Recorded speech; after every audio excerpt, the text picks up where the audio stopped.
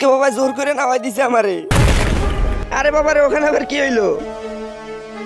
এই যে আমার অস্ত্র, আমি যতক্ষণে না আসতেছি এটার খেয়াল রাখো তোমরা।